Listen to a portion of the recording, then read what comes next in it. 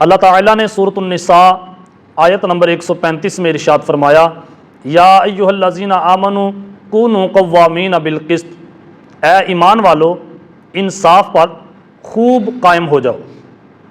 اب دیکھیے قرآن مجید میں جگہ جگہ پر اللہ تعالیٰ نے انصاف پر قائم ہونے کا حکم دیا ہے۔ وہ اس لیے جیسے اللہ تعالیٰ نے ارشاد فرمایا، الم نجعل الارض مہادا، کیا ہم نے زمین کو بچھونا نہیں بنایا؟ آپ کے رہنے کے لیے زمین کو اس طرح سے نہیں بنایا جس طرح سے آپ پسند کرتے ہیں۔ الم نجعل الارض مہادا والجبال اوتادا، ہم نے اس میں میخیں گاڑ دی ہیں۔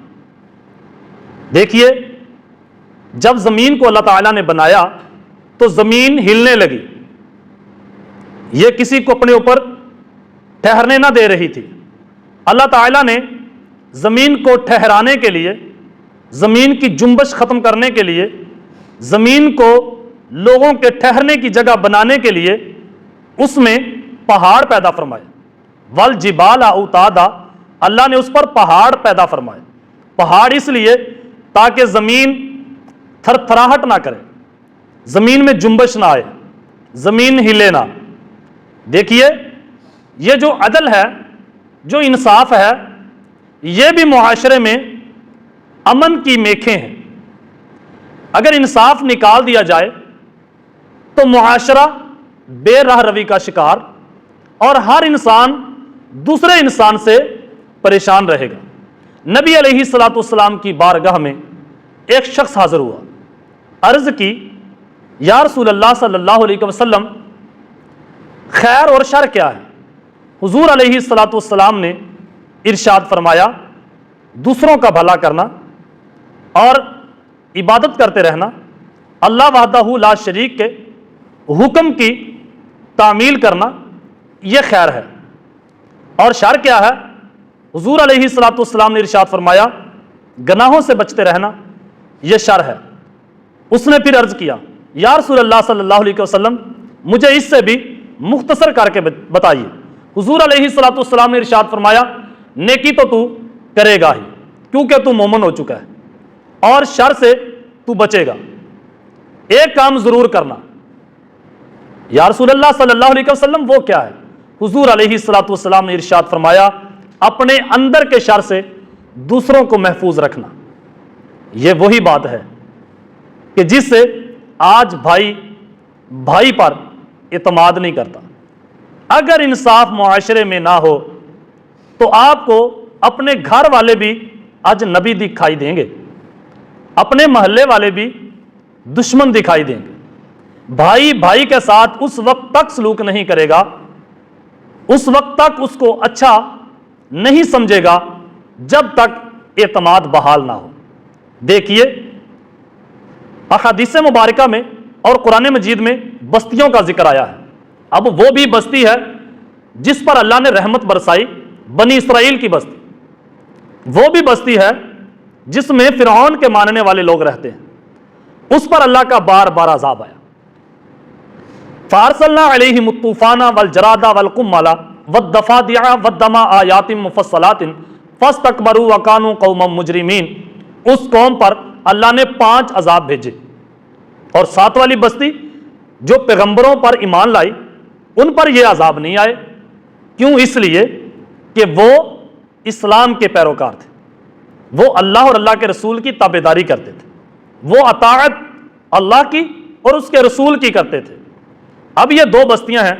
ایک بستی وہ ہے جس بستی سے کوئی انسان گزرے، کوئی عورت گزرے، کوئی مرد گزرے، اس کی دیکھ بھال کی جاتی ہے، اس کی عزت کی جاتی ہے، اس کی مہمان نوازی کی جاتی ہے، اس کے ساتھ سونا ہو، چاندی ہو، اس کے ساتھ بیٹیاں ہوں، دنیا کا مال ہو، اس سے لوٹا نہیں جاتا، بلکہ وہ محفوظ اور خوشحال ہو کر اس بستی سے نکل کر دوبارہ اپنی منزل کی طرف چلے جاتے ہیں۔ اور اس کے مقابلے میں دوسری بستی ہے جو پیغمبروں کو نہیں مانتے، جن کا یہ عقیدہ نہیں ہے کہ کل قیامت کے روز ہم اٹھائے جائیں، وہ ہیں کافر۔ اس بستی سے کوئی دور سے بھی گزرے تو لوگوں کا مال لوٹ لیا جاتا ہے، لوگوں کے گھر محفوظ نہیں ہیں, لوگوں کی جان محفوظ نہیں ہے, لوگوں کا مال محفوظ نہیں ہے, لوگوں کی عزتیں محفوظ نہیں ہیں. اب یہ وہ بستی ہے جو ایمان نہیں لائی. یہ جو امن والی بستی ہے یہ ایمان لائے ہیں. آپ بتائیے, ہم ایمان لائے ہیں, ہم اللہ اور اللہ کے رسول کی اطاعت کرتے ہیں. اگر ہمارے معاشرے میں ہم لوگوں کا ناحق مال کھا رہے ہیں اور لوگ ہم سے پریشان ہیں تو ہم کس بستی کے رہنے والے ہیں؟ دیکھیے, ہم خود کو کچھ نہ کچھ کہہ کر دلاسا دیتے ہیں. شیطان کیا کرتا ہے؟ وہ آپ کو سمجھانے کی کوشش کرتا ہے. جب گمراہ کرتا ہے تو ساتھ ساتھ آپ کو سمجھاتا رہتا ہے کہ کچھ نہیں ہوا. آپ ایک ادارے میں کام کرتے ہیں, آپ ادارے کے ساتھ مخلص ہیں. اگر مخلص ہیں, دیکھیں کہیں آپ نے رشوت تو نہیں لی. اگر رشوت لی ہے تو پھر آپ یہ نہ کہیں کہ میں ادارے کے ساتھ مخلص ہوں. اگر آپ 2 نمبری کرتے ہیں, اگر آپ ہیرا پھیری کرتے ہیں, چوری کرتے ہیں, ڈاکہ زنی کرتے ہیں, اپنی ذاتی بیوی کے علاوہ دوسری عورتوں پر ناحق نظریں جماتے ہیں, تو یاد رکھیے آپ کے ہاتھ سے, ہمارے ہاتھ سے پھر دوسری عزتیں محفوظ نہیں ہیں, مال محفوظ نہیں ہے, کسی کی جان محفوظ نہیں ہے. اگر ایسا نہیں ہے تو ہم اگر اپنے ملک پاکستان کا پرچم لہراتے ہیں یا ہم دوسرے اسلامی ملک کے رہنے والے ہیں, سعودی عربیہ کے رہنے والے ہیں, قطر کے رہنے والے ہیں, دبئی کے رہنے والے ہیں, ہم صومالیہ کے رہنے والے ہیں, ہم اگر موریتانیہ کے رہنے والے ہیں, کسی بھی اسلامی ملک سے ہمارا تعلق ہے, یاد رکھیے اگر اپنے اسلامی ملک کا پرچم ہم پورے گھر کے کونے کونے میں لگا لیں اور ہم اگر ہیرا پھیری کرتے ہیں, ہم سے کسی کی جان عزت آبرو محفوظ نہیں ہے, تو ہم اپنے خطے سے محبت نہیں کرتے, ہم دشمنی کرتے ہیں, ہم بغض کرتے ہیں. محبت وہ کرتا ہے جو اس بات سے ڈرتا ہے کہیں لوگ یہ نہ پوچھ لیں کہ آپ کس ملک کے رہنے والے ہیں, کہیں ہماری کوئی چوری نہ پکڑی جائے اور لوگ پوچھیں آپ کس نبی کا کلمہ پڑھنے والے ہیں. خدارا شیطان ہمیں یہ کہہ کر خاموش کرواتا ہے کوئی بات نہیں, آپ 2 نفل پڑھیں اور آپ بخشے جائیں گے. آپ ایک دیگ چاول کی بنا کر تقسیم کریں تو آپ بخشے جائیں گے. یہ بات صحابہ کو یاد نہیں تھی, یہ میرے نبی کے غلاموں کو یہ بات یاد نہ رہی. کیوں؟ اس لیے ان کی سچی رہنمائی تھی, ان کے پاس سچی رہنمائی, ان کے پاس نبی کریم صلی اللہ علیہ وسلم تشریف فرما تھے. اور حضور علیہ الصلوۃ والسلام نے حضرت اسامہ ابن زید رضی اللہ تعالی عنہما کے زیر نگرانی ایک لشکر بھیجا, اور حضرت اسامہ ابن زید رضی اللہ تعالی عنہما آپ نے ایک شخص کو کہا کہ کلمہ پڑھے گا. اس نے کہا ہاں میں کلمہ پڑھوں گا, اور وہ نیچے گرا ہوا تھا. اس نے کہا کہ میں کلمہ پڑھتا ہوں, پھر بھی آپ نے اس کو قتل کر دیا.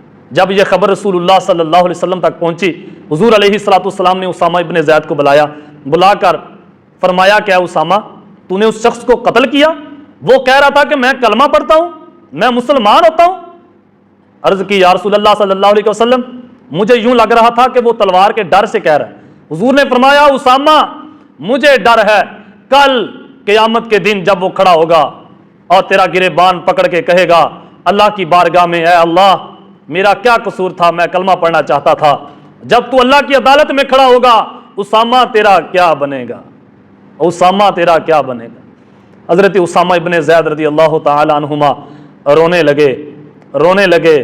نبی علیہ الصلوۃ والسلام نے یہ نہیں فرمایا اسامہ کو اسامہ 2 نفل پڑھ لے اللہ معاف کر دے گا, اسامہ تو ایک پانی میٹھا کر کے لوگوں کو تقسیم کر دے, اسامہ تجھے معاف کر دیا جائے گا. نہ, اگر کسی کے ساتھ کوئی زیادتی کی ہے کل اس کا جواب دینا ہوگا, اللہ کی بارگاہ میں سرخرو ہونا ہوگا, اللہ کی بارگاہ میں کھڑے ہونا ہوگا.